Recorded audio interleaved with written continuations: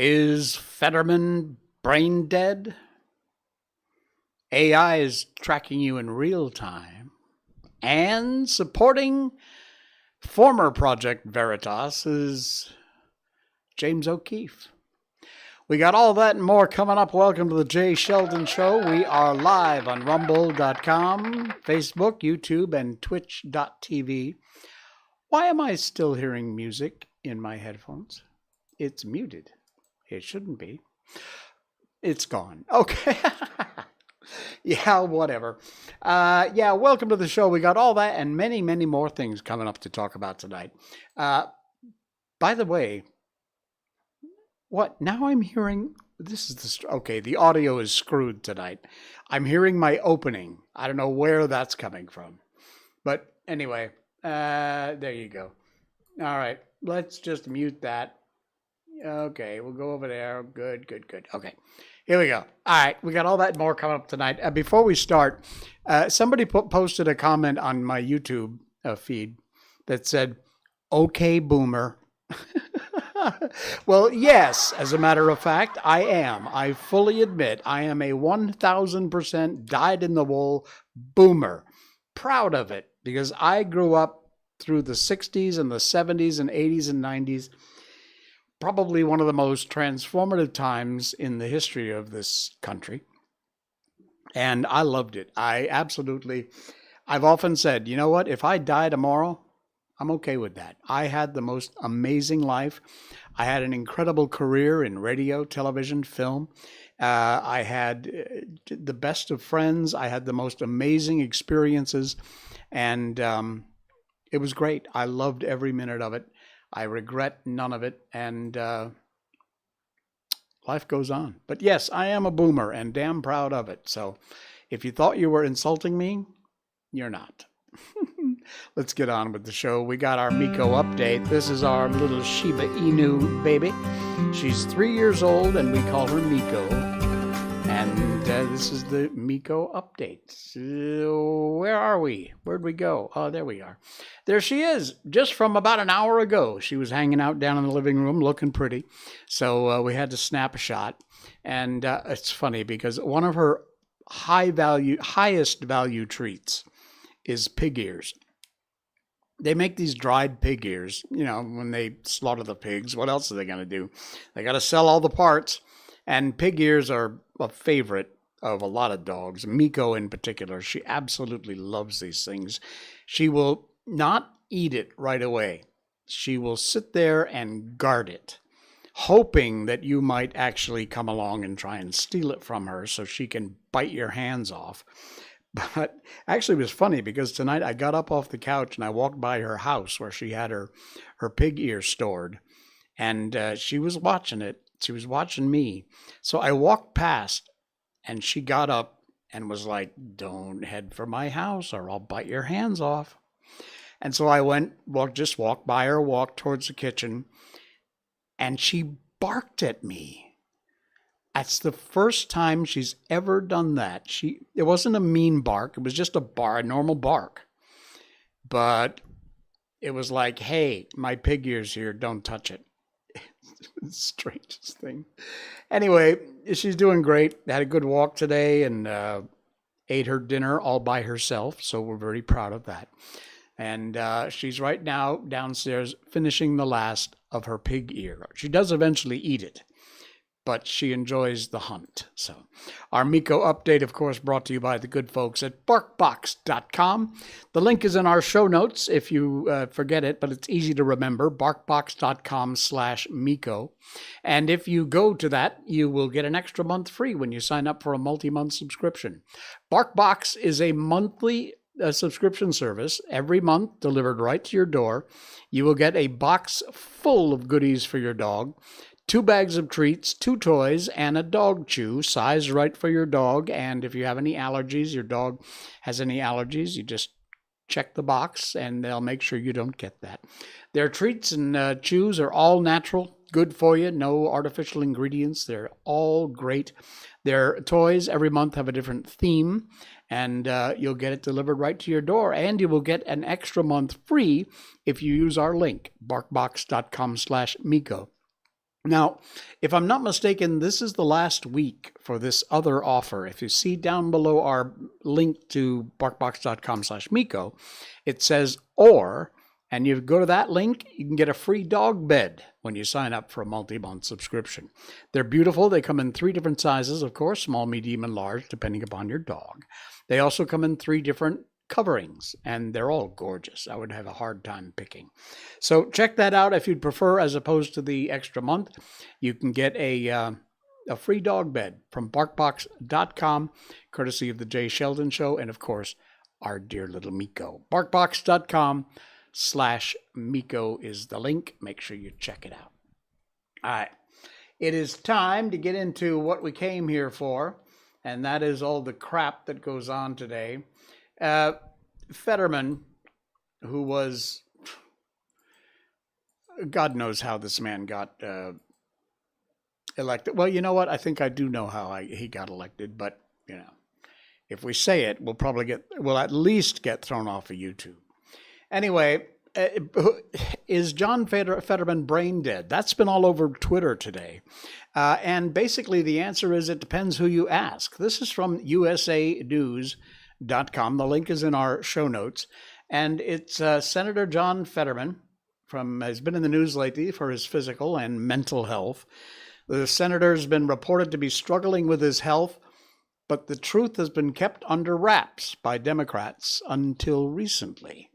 The truth about Fetterman's condition has only been revealed through leaks to the media, and only after events that proved the lies. Fetterman is said to be brain dead and unable to take care of himself, much less perform his job as a senator. Democrats have been determined to silence the truth about Fetterman's condition until after August 28th to avoid a special election, which they understand they would almost certainly lose. Pennsylvania Democrat Governor Josh Shapiro says he will dismiss any calls for the senator to step down after he checked himself into the Walter Reed National Military Center to receive treatment for clinical depression. Shapiro says Fetterman will get the help he needs and do a great job for the people of Pennsylvania. Yeah, right. The lies about Fetterman's health have been circulating since last year. Fetterman has a bad heart, which wasn't disclosed until his debilitating stroke last May. The stroke was much worse than his campaign led on. Fetterman has also battled depression all of his life, but that wasn't disclosed until 10 days ago when he was hospitalized for clinical depression. He was sworn in as senator January 3rd, kept a low profile until his office reported he had checked himself into George Washington University Hospital on February 8th after feeling lightheaded. His spokesman released statements that all tests on Fetterman came back negative, and he was released after 2 days. However, what the spokesman did not disclose was that Fetterman was diagnosed with depression and advised to seek the Capitol physician, which he did the following Monday. The doctor recommended Fetterman check himself into the hospital for clinical depression. His symptoms for depression included weight loss, loss of appetite. He was not suicidal, but his lack of eating and drinking contributed to his lightheadedness. One reason to treat depression in the hospital is that care can happen faster. Doctors can try different approaches, and pivot if they need to, if something isn't working. Another reason, it's safe. People with depression sometimes have trouble with the activities of daily living. We've all seen examples of how John Fetterman has trouble even communicating. And the hospital, can support them as they try and get better. The New York Times reported Fetterman's adjustment to serving in the Senate has been made vastly more difficult by the strains of recovery. Fetterman's staff has realized he needs a better plan to take care of himself both physically and emotionally. So this is the story out of a site called USSA News. All right. Now, to be fair, we looked at the Free Beacon story, and I've got that for you. And this is what the Free Beacon had to say. Compare this to the story I just read to you.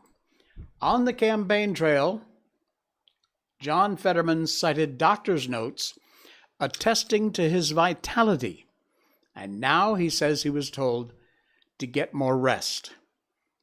Fetterman's medical issues raised questions about what medical advice the stroke survivor actually received. Then Senate candidate in June of 22, John Fetterman pointed to a doctor's note that indicated he could campaign and serve in the U.S. Senate without a problem after suffering a stroke in May. After returning to the campaign trail in August, Fetterman told voters he was feeling great, better than I have in years, end quote. In October, his campaign released a second doctor's note giving Fetterman a clean bill of health. Now, fast forward 6 weeks in office, Fetterman's painting a starkly different account of the medical advice he received on the campaign trail. After Fetterman was hospitalized for lightheadedness earlier this month, the Times reported that the freshman senator believes he may have set himself back permanently by not taking the recommended amounts of rest during the campaign after his stroke. Now, Fetterman is laid up in Walter Reed National Military Center, receiving treatment for severe clinical depression. His second hospital stay during his 6 weeks in office, contrasting and contradictory statements, raised questions about what medical advice the stroke survivor actually received and whether he was candid about it with the voters. Shading the truth in order to win one of the most competitive Senate races in the country. Fetterman's office did not respond to a request for comment. This says the doctor says he's fine. The other one says he's virtually brain dead. Who do you believe? In either case, one of the side stories that evolved out of this whole Fetterman muck is this, and that's his wife. Senator Fetterman's wife has been slammed, as well she should be, for abandoning her husband in the hospital and fleeing the country to go on vacation. Look at this woman. Yeesh. His wife slammed on social media Friday after she revealed the first thing she did after her husband was hospitalized with severe depression was go on vacation. A lot of this is repetitive from the articles I've just read. Giselle Fetterman, his wife, who lived illegally in the U.S. for more than a decade, said she took the family to Canada for a vacation after leaving her husband in the hospital. Who does that? Your husband is in the hospital with severe clinical depression, and you go to vacation outside the country? I'm not really sure how to navigate this journey, but I'm figuring it out slowly, she said. 1 week ago today, when the news dropped, the kids were off school and the media truck circled our home. I did the first thing I could think of. Pack them in the car and drive. There's a tweet from her here. She faces intense criticism online over the move, which many said was indicative of narcissistic behavior. Yeah. Former Education Press Secretary Angela Morabito tweeted, she abandoned her husband in the hospital, took her kids to another country, and wants you to believe she's inspirational? Michael Duckin of the Calvary Public Affairs firm tweeted, in any good prenup, this behavior would immediately annul the marriage. I still can't believe the tweet is real. This is textbook malignant narcissist behavior. Seattle-based conservative radio host Jason Rantz tweeted, Senator John Fetterman's wife brags about abandoning her husband in the hospital and fleeing the country on vacation. while he battles severe depression. Unbelievable. A senior aide tells me both the staff and Fetterman himself were taken by surprise by the severe onset of depression. The aide also says this hasn't compromised his ability to do the job going forward, and he'll be back to work once he's taken care of his mental health. Okay. This story just gets interestinger and interestinger. Unbelievable.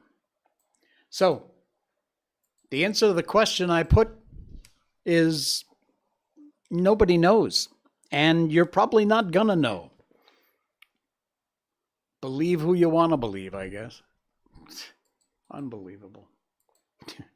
Yeah. All right. Speaking of which, you ready for some more AI news? Researchers, when it starts off with that word, I automatically know it's going to be trouble. Researchers have developed AI for monitoring in real time your behavior in cities. In real time. Once again, put on the tinfoil hats. Nope, no need. We need more conspiracy theories because all of ours are coming true. Researchers at the Alan Turing Institute have developed an AI tool that can analyze people's behaviors in cities 400 times faster than the current methods. Lead researcher, Professor Mark Girolami, said the system combines machine learning and classical numerical models to allow large-scale behavior analysis at city, regional, and national levels. The research, published by the Proceedings of the National Academy of Science, it has examples like how traffic congestion measures can affect retail behavior in London, analyzing how groups of people behave and move around in a city using observed data like traffic cameras is a big challenge, but AI gives us the ability to simulate urban environments and study the behavior and movements of people more easily. Our research describes one of the first ways to solve the problem using artificial neural networks. We hope this method offers a powerful tool to understand the behavior of people in cities. They're watching you, they're analyzing you, and who knows what's next. It isn't going to be good, I'm sure of that. You want to read this whole article? Check it out. The link is in our show notes tonight. Researchers developing AI for monitoring real-time behavior of you. Get ready for it. Hey, no doubt you've been familiar with the James O'Keefe story that's been in the news a lot in the last week or two. James O'Keefe is out at Project Veritas. The funniest part has been the followers on Twitter. Project Veritas has lost hundreds of thousands of followers, including me. And James O'Keefe has gained hundreds of thousands of followers. In fact, the last I checked, he has now more followers than Project Veritas. So there you go. Unbelievable. And people are getting behind him too. Staffers have released a new statement as whistleblowers, and they say they stand with James O'Keefe. This article from the Epoch Times. There's the man. Staffers at Project Veritas have released a statement as whistleblowers saying they support ousted founder James O'Keefe. In a February 24th video statement, so just a few days ago, Project Veritas staffers say they are at a crossroads due to the dispute between O'Keefe and the board of directors of Project Veritas. He departed this week after being suspended and stripped of his authority. The board has said it uncovered signs of financial malfeasance, but it didn't terminate O'Keefe. Staffers said Thursday that supporters should give us a chance as they work to continue O'Keefe's mission. We want James back, staffers said in the new video. But we have a duty to our generous supporters, all of you, and to our journalistic integrity to break record stories which impact our culture. And most importantly, what? And most importantly, the future of our country. Staffers said they are committed to continuing to work to expose waste, fraud, and abuse, and that no board or donor ever tells us what to report. We'll never replace James O'Keefe, but for now we see it as our job to hold the torch for him while keeping the door wide open for his return. We'll see. But in my book, Project Veritas, without James O'Keefe, just isn't Project Veritas. No doubt about it. All right, the Daily Signal's our next story. You ready for more government-mandated wokeness? Because you're going to get it good and hard. Biden turns America's government into Wokeness Inc. This from the Daily Signal. Frightening. This moron. As President's Day weekend loomed last week, the Biden administration dropped a very little heard about executive order. You probably haven't heard about this one. The order happened to be one of the broadest, most transformative executive orders in modern American history. It turned the federal government into one giant machine designed for the propagation of woke principles. If you haven't heard about this, listen up. Biden's so-called executive order on further advancing racial equity and support for the underserved communities through the federal government, presumably titled in jargonistic gobbledygook in order to avoid the scrutiny, set out the key guiding principles of the Biden administration. This principle, equity, will now be used to redirect the entirety of the federal government's powers. What, pray tell, is equity? It certainly isn't equality. The presumption that Americans ought to be treated equally under the law as individuals. Instead, equity presumes that any group disparities must be the result of perverse government policies, and that the only corrective is the government intervening. This new executive order, a follow-up to the first order Biden signed on his first day in office, suggests that by advancing equity, not equality, equity, the federal government can support and empower all Americans, including many communities in America that have been underserved, discriminated against, and adversely affected by persistent poverty and inequality.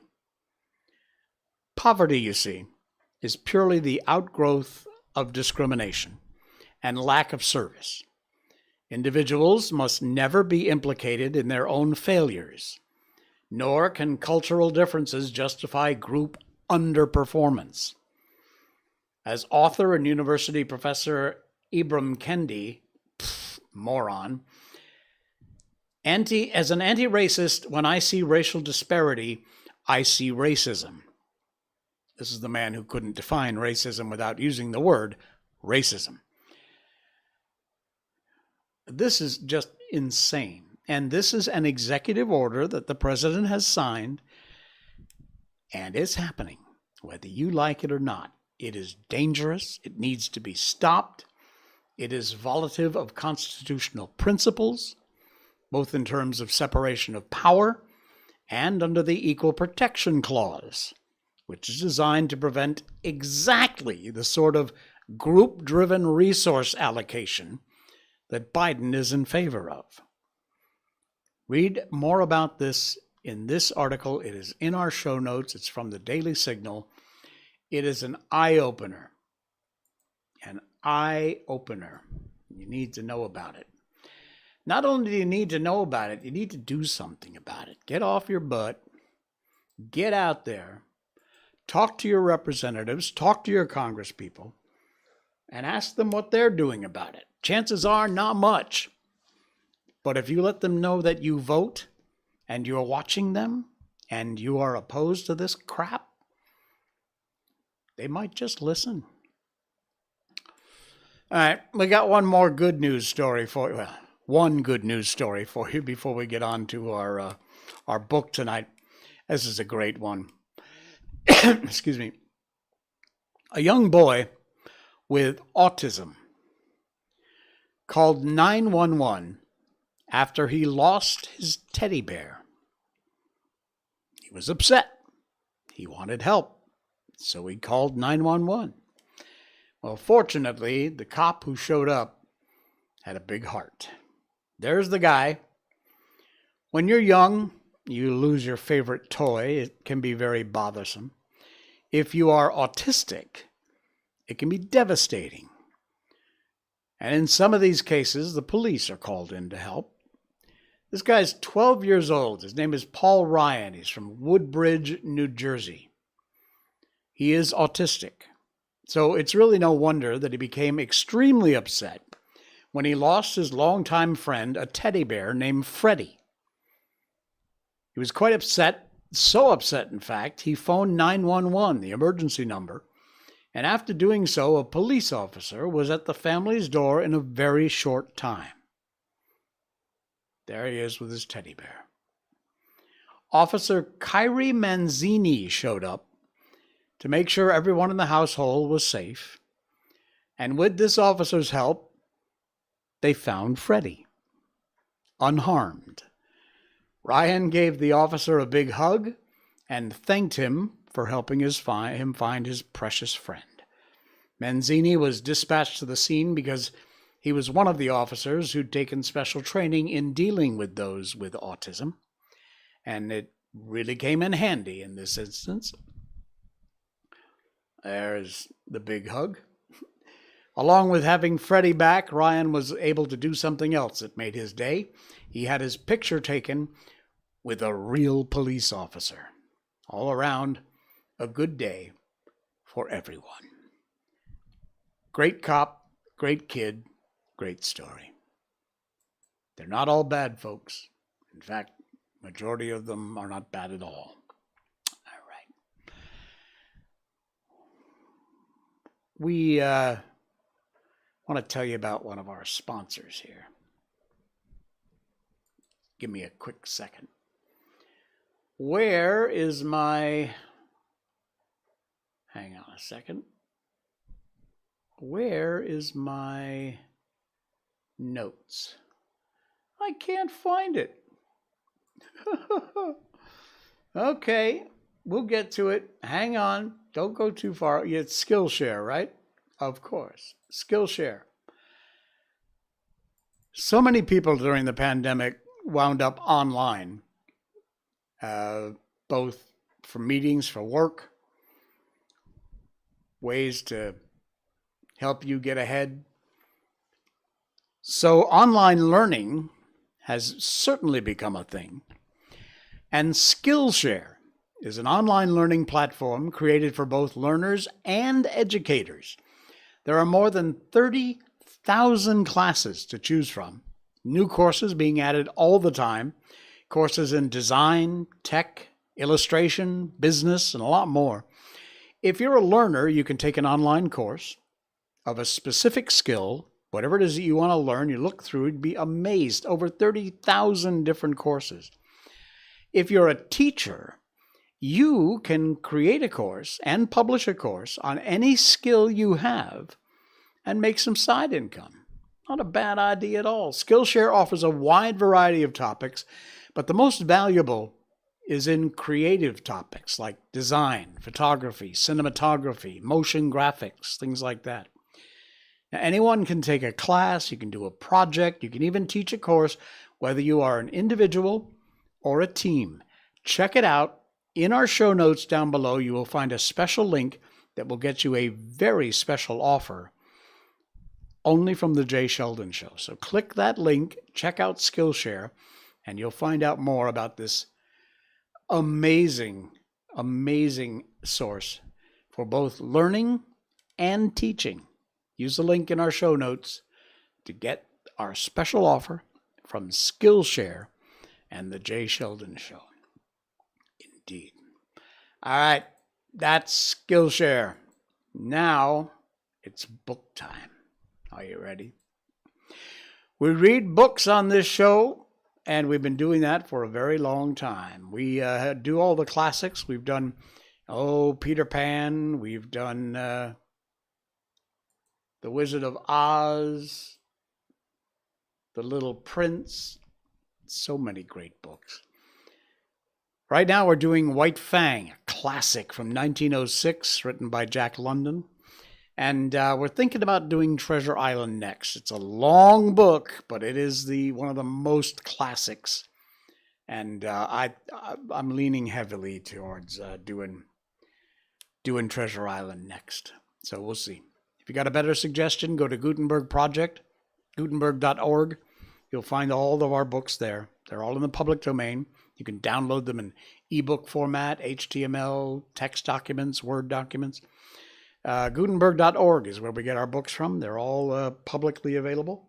And check them out. If you find something over there you'd love to hear us read, let us know. All right, we're at Chapter 5. It's called The Covenant. When December was well along, Grey Beaver went on a journey up the Mackenzie. Mitzah and Klukoch went with him. One sled he drove himself, drawn by dogs he'd traded for or borrowed. A second and smaller sled was driven by Mitzah, and to this was harnessed a team of puppies. It was more of a toy affair than anything else, yet it was the delight of Mitzah, who felt he was beginning to do a man's work in the world. Also, he was learning to drive dogs and to train dogs, while the puppies themselves were being broken into the harness. Furthermore, the sled was of some service, for it carried nearly 200 pounds of outfit and food. White Fang had seen the camp dogs toiling in the harness, so that he didn't resent overmuch the first placing of the harness upon himself. About his neck was put a moss-stuffed collar, which was connected by 2 pulling traces to a strap that passed around his chest and over his back. It was to this that he was fastened the long rope by which he pulled at the sled. There were 7 puppies in the team. The others had been born earlier in the year and were 9 and 10 months old, while White Fang was only 8 months old. Each dog was fastened to the sled by a single rope. No 2 ropes were of the same length, while the difference in length between any 2 ropes was at least that of the dog's body. Every rope brought to a ring at the front end of the sled, and the sled itself was without runners, being a birch bark toboggan, with upturned forward end to keep it from plowing under the snow. The construction enabled the weight of the sled and load to be distributed over the largest snow surface, for the snow was crystal powder and very soft. Observing the same principle of widest distribution of weight, the dogs at the end of their ropes radiated fan fashion from the nose of the sled, so that no dog trod in another's footsteps. There was, furthermore, another virtue in the fan formation. The ropes of varying length prevented the dogs attacking from the rear those that ran in front of them. For a dog to attack another, it would have to turn upon one at a shorter rope, in which case it would find itself face to face with the dog attacked, and also it would find itself facing the whip of the driver. But the most peculiar virtue of all lay in the fact that the dog that strove to attack one in front of him must pull the sled faster, and the faster the sled traveled, the faster the dog that attacked ran away. Thus the dog behind could never catch up with the one in front. The faster he ran, the faster ran the other he was after, and the faster ran all the dogs. Incidentally, the sled went faster, and thus by cunning indirection did man increase his mastery over the beasts. Mitza resembled his father, much of whose gray wisdom he possessed. In the past, he'd observed Lip Lip's persecution of White Fang, but at that time Lip Lip was another man's dog, and Mitza had never dared more than to shy an occasional stone at him. But now Lip Lip was his dog, and he proceeded to wreak his vengeance on him by putting him at the end of the longest rope. This made Lip Lip the leader. It was apparently an honor. But in reality, it took away from him all honor, and instead of being bully and master of the pack, he now found himself hated and persecuted by the pack. Because he ran at the end of the longest rope, the dogs always had the view of him running away before them, and all they saw of him was his bushy tail and fleeing hind legs, a view far less ferocious and intimidating than his bristling mane and gleaming fangs. Also, dogs became so constituted in their mental ways, the sight of him running away gave desire to run after him, and a feeling that he ran away from them. The moment the sled started, the team took after Lip Lip in a chase that extended throughout the day. At first, he'd been prone to turn upon his pursuers, jealous of his dignity and wrathful, but at such times Mitza would throw the stinging lash of the 30-foot caribou gut whip into his face and compel him to turn tail and run on. Lip Lip might face the pack, but he couldn't face the whip, and all that was left behind for him to do was to keep his long rope taut and his flanks ahead of the teeth of his mates. But still greater cunning lurked in the recesses of the Indian mind. To give point to unending pursuit of the leader, Mitza favored him over the other dogs. These favors aroused in them jealousy and hatred. In their presence, Mitza would give him meat and would give it to him only. This was maddening to them, and they would rage around just outside the throwing distance of the whip, while Lip Lip devoured the meat and Mitza protected him. And when there was no meat to give, Mitza would keep the team at a distance and make believe to give meat to Lip Lip. White Fang took kindly to the work. He'd traveled a greater distance than the dogs in the yielding of himself to the rule of the gods, and he'd learned more thoroughly the futility of opposing their will. In addition, the persecution he'd suffered from the pack had made the pack less to him in the scheme of things, and man more. He'd not learned to be dependent on his kind for companionship.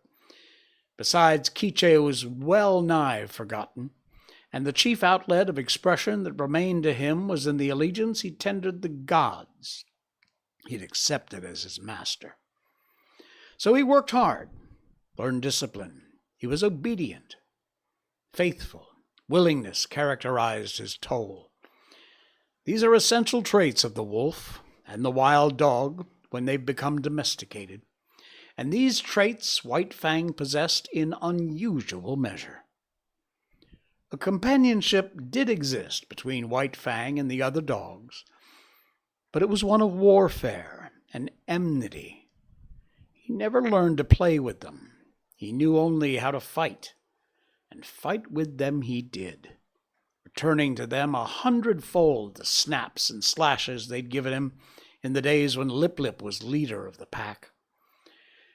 But Lip Lip was no longer the leader, except when he fled away before his mates at the end of his rope, the sled bounding along behind.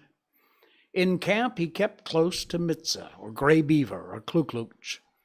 He did not dare venture away from the gods, for now the fangs of all dogs were against him, and he tasted to the dregs the persecution that had been White Fang's. With the overthrow of Lip Lip, White Fang could have become the leader of the pack, but he was too morose and solitary for that. He merely thrashed his teammates, otherwise he ignored them. They got out of his way when he came along, nor did the boldest of them ever dare to rob him of his meat. On the contrary, they devoured their own meat hurriedly, for fear that he'd take it away from them. White Fang knew the law well, to oppress the weak and obey the strong. He ate his share of meat as rapidly as he could, and then woe the dog who had not finished. A snarl and a flash of fangs, and that dog would wail his indignation to the uncomfortable stars while White Fang finished his portion for him. Every little while, however, one dog or another would flame up and revolt, and be promptly subdued. Thus White Fang was kept in training.